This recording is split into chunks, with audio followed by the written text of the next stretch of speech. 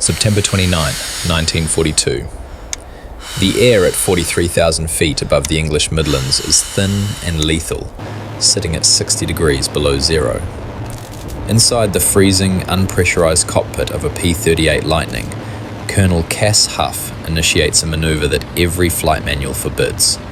He pushes the yoke forward and throttles the twin Ellison engines to full military power. The heavy twin-boom fighter screams earthward, piercing the cloud layer like a stone. Within seconds, the speedometer needle buries itself past 500 miles per hour, pushing the aircraft toward the speed of sound. Then, the terrifying phenomenon begins. The control column freezes solid in his hands, resisting his pull with the force of concrete. The plane begins to shudder violently, the nose tucking under, locking into a vertical suicide dive. This is not a mechanical failure. It is physics fighting back. Transonic shockwaves are dancing over the wings, stripping away the airflow needed to pull out. Hough watches the altimeter unwind in a blur. 35,000. 30,000. He's falling into the grip of compressibility, the invisible killer that has been tearing American fighters apart before they ever see a German cross. He has one unproven, desperate idea to break the dive, and only seconds of altitude left to try it. By the autumn of 1942, the English countryside of East Anglia was undergoing a transformation that would permanently alter the trajectory of the Second World War. The friendly invasion was in full effect. Thousands of American airmen, mechanics and support staff were flooding into hastily constructed airfields, turning quiet farmland into a sprawling industrial complex of war. This was the genesis of the United States 8th Air Force, an organization tasked with a mission that many British commanders considered suicidal: high-altitude, daylight precision bombing of German industrial targets. To accomplish this, the Americans brought with them a philosophy of air combat that stood in stark contrast to the Royal Air Force's previous experiences. The Battle of Britain had been won by the nimble, climbing, turning Spitfire and Hurricane machines designed to scramble quickly and intercept bombers over the Channel. But the American doctrine required offensive reach. They needed to escort heavy B-17 Flying Fortress and B-24 Liberator formations deep into occupied Europe, fighting at altitudes where the air was too thin for human life to exist without artificial support. The weapons designed for this new theatre were massive departures from traditional fighter design. Chief among them was the Lockheed P-38 Lightning. This was not a delicate dogfighter. It was a twin-engine monster, weighing over 15,000 pounds when fully loaded. It was a machine built for speed, range, and devastating firepower. Alongside the Lightning, the Republic P-47 Thunderbolt was arriving, a single-engine behemoth powered by a massive radial engine built like a flying tank. These aircraft represented the pinnacle of 1940s aeronautical engineering, pushing the envelope of piston engine performance. However, the greatest asset of these new American fighters, their immense weight and aerodynamic cleanliness, was about to reveal a catastrophic vulnerability. The entire premise of American fighter tactics relied on the boom and zoom. To survive against the maneuverable German Focke-Wulf 190s, an American pilot had to utilize his superior dive speed. But in the skies over Europe, reports began to filter back to headquarters that were as confusing as they were terrifying. Pilots were following procedure, diving to escape or to pursue, and then simply vanishing. Others returned with faces drained of blood, reporting that their controls had seized up completely during a high-speed dive, as if an invisible hand were holding the stick forward. The engineering teams initially suspected mechanical failures, but the problem wasn't a loose nut or a frayed cable. The American air war was colliding with an aerodynamic wall that few understood. They were entering the Transonic zone, a realm of flight where the airflow over the wings accelerated to supersonic speeds, even while the plane itself was flying subsonically. In this regime, the air ceased to flow smoothly. It compressed, forming shock waves that completely altered the lifting characteristics of the wing. As the 8th Air Force prepared to ramp up its offensive, they faced a nightmare scenario. Their primary tactical advantage, the high-speed dive, was becoming a death trap. The Luftwaffe pilots quickly realized that they didn't need to shoot down the Americans in a dive. They just had to bait them into one. The 8th Air Force was losing its edge, not to enemy fire, but to the invisible, crushing laws of physics. The phenomenon was officially termed compressibility, though to the pilots of the 78th and 1st Fighter Groups, it was simply known as the death dive. At high subsonic speeds, the airflow over the thick, curved wings of the P-38 accelerated to supersonic velocity. These localized supersonic pockets created shock waves that marched backward along the wing surface. When these shock waves formed, they violently disrupted the smooth airflow that the tail surfaces required to function. The turbulent wake hammered the horizontal stabilizer, rendering the elevator ineffective. In the cockpit, the control column didn't just feel heavy, it felt fused to the floor. Worse, as the center of lift shifted rearward due to the shock waves, the aircraft's nose would naturally dip further down, steepening the dive, increasing the speed, and locking the pilot into a vicious, self-reinforcing cycle. The strategic implications were catastrophic. If the P-38 could not dive without entering a lethal, unrecoverable condition, it was tactically useless against the Luftwaffe. Commanders at High Wycombe were facing a crisis of confidence. The 8th Air Force needed an immediate, field-expedient solution. They needed someone who understood the engineering, but possessed the reckless courage to test it in the sky. Into this paralyzed strategic environment stepped Colonel Cass S. Hough. Hough was an anomaly in the rigid hierarchy of the US Army Air Forces.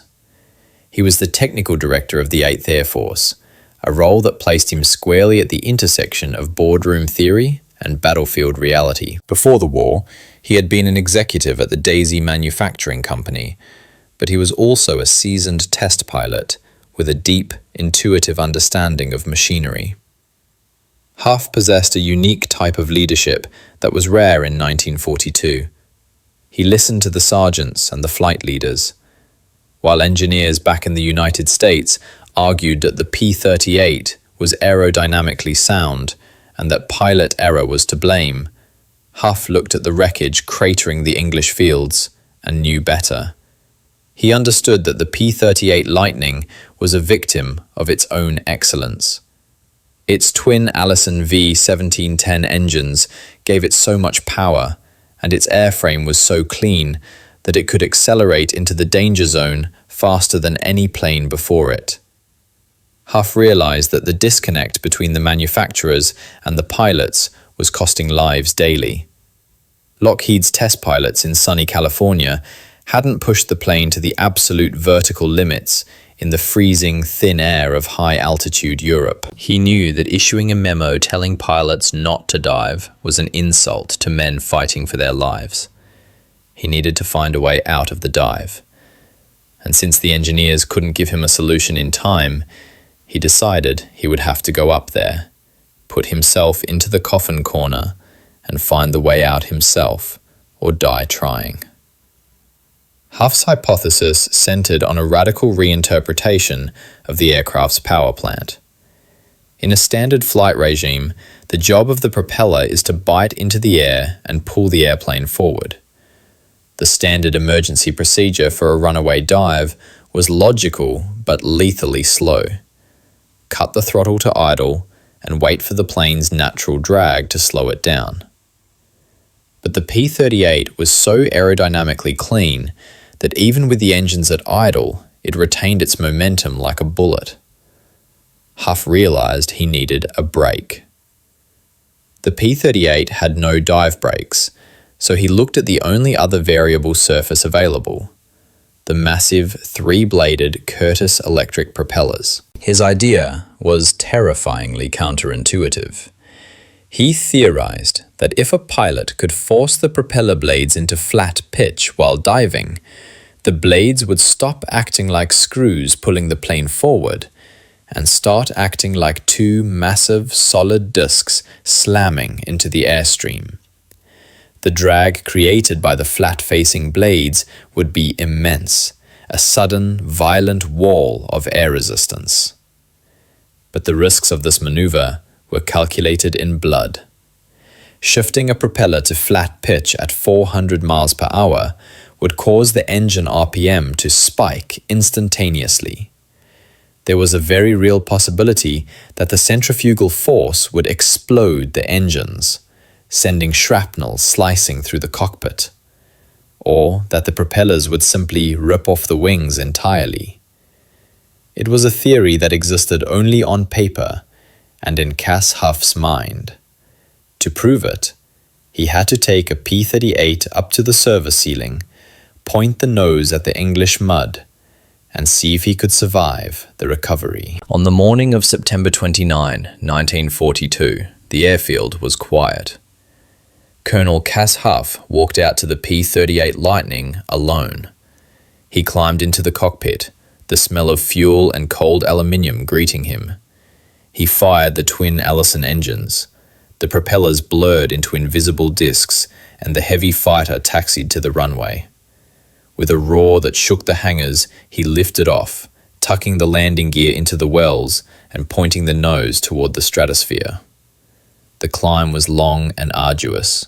As the altimeter wound past 35,000 feet, the world below disappeared into a haze of grey and brown. The temperature outside the canopy dropped to 60 degrees below zero. Hough leveled off at 43,000 feet, over 8 miles high. He was hanging in the dark blue void of the upper atmosphere. He checked his instruments one last time. Then he did it. He rolled the P-38 inverted and pulled back on the stick, splitting the sky in a vertical descent. Gravity took hold instantly. He rolled upright and shoved the throttles to full military power. The aircraft responded like a frightened animal, surging forward, eager to fall. The acceleration was violent. The airspeed indicator didn't just climb, it surged. 300 miles per hour, 350, 400. Within seconds, the familiar rush of wind noise was replaced by a deeper, terrifying roar, the sound of the air being pulverized by the sheer mass of the plane. At 35,000 feet, the P-38 hit the invisible wall. The buffeting started as a vibration in the seat, then escalated into a violent shaking that blurred Hough's vision. The yoke solidified. The shock waves had formed over the wings, stripping the tail of its aerodynamic grip. The nose tucked under, the dive steepening past vertical. He was falling at nearly 800 feet per second. The ground was not approaching, it was rushing up to meet him. He was trapped in the coffin corner, the exact scenario that had killed dozens of men before him. At 30,000 feet, the shaking threatened to disintegrate the airframe. The noise was a physical assault, a deafening howl of wind and engine fury. Hough knew that simply cutting power wasn't enough. He needed to deploy his desperate theoretical brake. With a definitive motion, he yanked the throttles back to idle, but simultaneously, he shoved the propeller pitch levers full forward into the high RPM setting. The result was instantaneous and violent.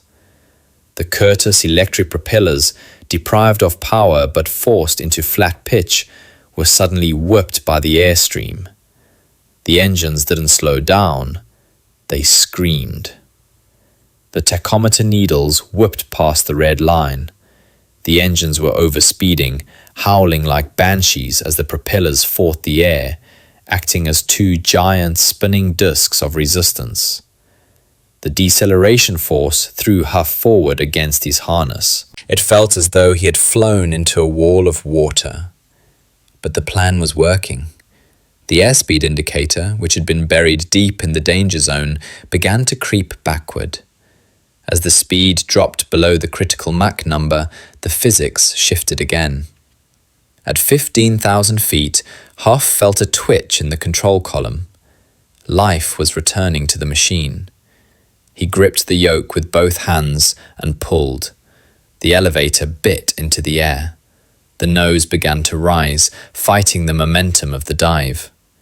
The G-forces slammed into him, draining the blood from his head, pinning him to the seat with crushing weight. His vision tunneled, grey darkness creeping in at the edges as he fought to stay conscious. The altimeter was still unwinding terrifyingly fast. The P-38 groaned under the strain, the wings flexing upward. But the arc of the dive was shallowing. The brown patchwork of the English fields filled the windscreen, rushing past in a blur. At less than 2,000 feet-seconds from impact, the nose crossed the horizon. The lightning leveled out, screaming over the treetops, the engines still howling in protest. Hough didn't celebrate. He stabilized the aircraft, his breath coming in ragged gasps. He had fallen over 7 miles in less than a minute. He had stared directly into the aerodynamic abyss and found the ladder out. When Colonel Cass Hough taxied the P-38 back to the hardstand, the aircraft was physically smoking. The paint on the cowling was blistered from the heat of the engines, and the stench of hot oil and ozone hung heavy in the air. He climbed out of the cockpit, his flight suit soaked in sweat. He wasted no time. He sat down and dictated a technical report that would become one of the most important documents of the air war in 1942. He detailed the exact RPM settings, the altitude loss, and the specific physical sensations of the recovery. He confirmed that the P-38 was not structurally flawed, but that it required a pilot to fight his instincts. To slow down, one had to speed up the propellers. The impact of this test flight was electric. Within 48 hours, the Hough technique was being briefed in every Nissan hut and ready room across the 8th Air Force. Pilots who had been terrified of their own machines suddenly had a lifeline. It wasn't a perfect solution. It was violent, terrifying, and risky for the engines, but it was a procedure. For his actions that day, Colonel Hough was awarded the Distinguished Flying Cross. But the true reward was found in the combat reports that started trickling in over the following weeks. P-38 pilots were returning from missions with stories of diving after Fokker wolves, getting into trouble, and then doing what the colonel did to pull out. The psychological shift was profound. The Luftwaffe lost its primary defensive tactic against the American escorts. German pilots who baited Americans into high-speed dives began to find that the fork-tailed devils were no longer crashing into the ground. They were pulling out, regrouping, and coming back for the kill. The mysterious, invisible hand that had been swatting American planes out of the sky had been stayed, not by a new weapon, but by the raw courage of one man who refused to accept that the laws of physics were unbeatable. Hough's dive did more than just provide a pilot's emergency procedure. It fundamentally altered the engineering timeline of the war. His detailed reports were wired directly to the Lockheed engineering plant in Burbank, California. The data he provided, real-world numbers snatched from the edge of the sound barrier, validated the wind tunnel theories that engineers were struggling to confirm. With this confirmation, Lockheed rushed the production of dive recovery flaps. When deployed, they created a specific wedge of turbulence that disrupted the supersonic shockwaves, restoring smooth airflow to the elevator. It was the permanent engineering fix to the problem Hough had solved with brute force. By late 1943, retrofit kits were arriving in England. This moment marked a critical threshold in aviation history. It was the first time pilots and engineers had successfully wrestled with the sound barrier and won. The data points gathered by Cass Hough in his terrifying descent were used to design the next generation of fighters. The terrifying compressibility that had baffled the Allies became a known quantity, a variable to be managed rather than a monster to be feared. The history of the Second World War is often written in the grand, sweeping movements of armies, the bombardment of cities, and the shifting of borders. But the story of Hough reminds us that the most critical battles were sometimes fought in absolute solitude, in the freezing silence of the upper atmosphere, between a single man and the indifferent laws of physics. In 1942, the speed of sound was not merely a number on a dial, it was the edge of the known world. The pilots who died in the compressibility dives were not victims of enemy fire. They were casualties of an era where human ambition had temporarily outpaced human understanding. Hough represents a specific breed of wartime hero pragmatist who refuses to accept the impossible. He possessed only a theory and the terrified conviction that if he did not test it, thousands of other young men would die without answers. His willingness to hurl himself at the ground to prove a point about propeller drag demonstrates the unique, terrifying calculus of war, that sometimes the only way to make a weapon safe is to risk destroying it and yourself in the process. Today, we take transonic flight for granted, but every time a modern jet fighter deploys its air brakes, or a pilot recovers from a steep dive, there is a faint echo of that September morning over England. It is the echo of a P-38 screaming toward the earth, and a man who reached out with a trembling hand to rewrite the laws of the sky.